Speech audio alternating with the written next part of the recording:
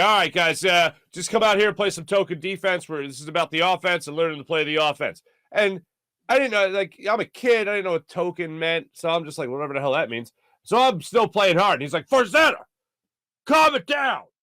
And I'm like, okay, Coach Cam, what do you mean? He's like, it's token defense. And I'm like, does that mean I don't try hard? He's like, exactly.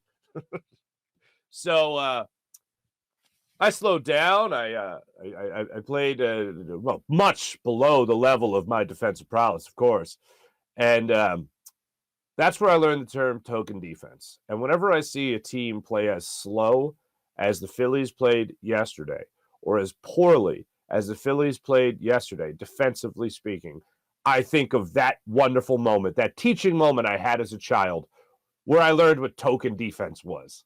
Because it sure as hell looked like the Phillies were playing token defense yesterday in the field, especially Nick Castellanos, especially Rhys Hoskins.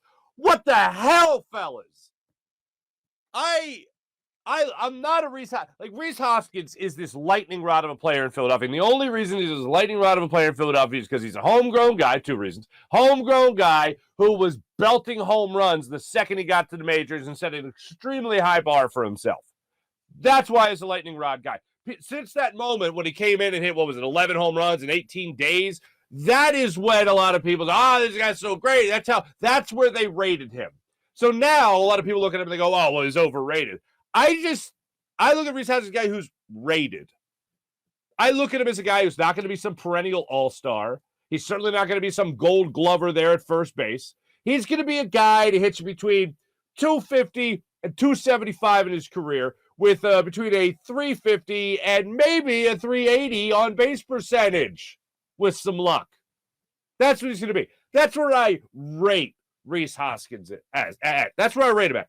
And yesterday, he has an opportunity in that first inning to turn a double play with, yes, a sharply hit ground ball to him, but a sharply hit ground ball directly at him that hits him in the mitt. That should have been a double play. And instead, 2 on, nobody out. Runs end up scoring in the inning on Zach Wheeler. And then a little fate when the Phillies actually make a good defensive play in the third inning.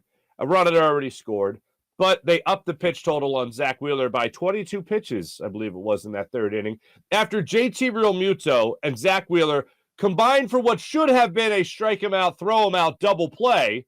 And instead, they don't call the check swing a swing at home plate. They end up calling ball 4, puts 2 runners on, and 22 pitches later, the Phillies finally get out of that inning.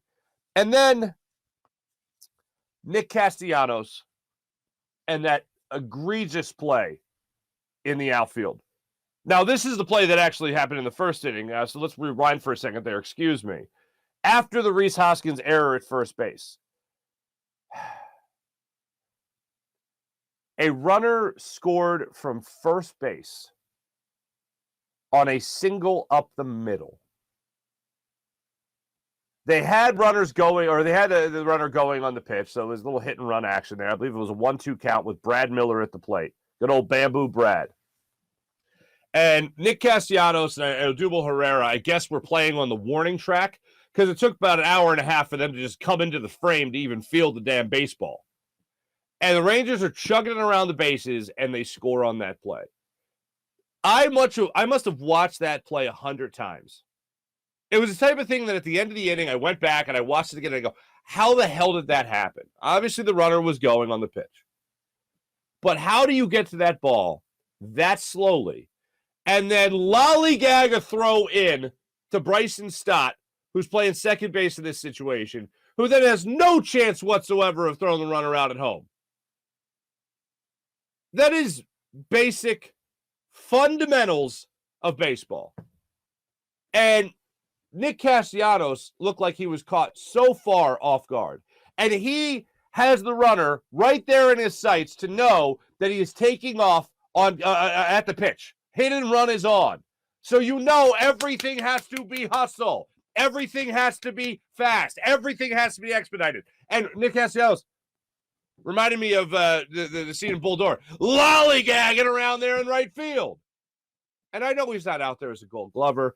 We know when the Phillies signed Kyle Schwarber and they signed Nick Castellanos, said, all right, well, defense might be a bit of a problem for this team, but not like that. A runner scoring from first base on that, regardless of hit and run, is embarrassing. And the Phillies now have their first 3-game losing streak since they lost 5 in a row in May.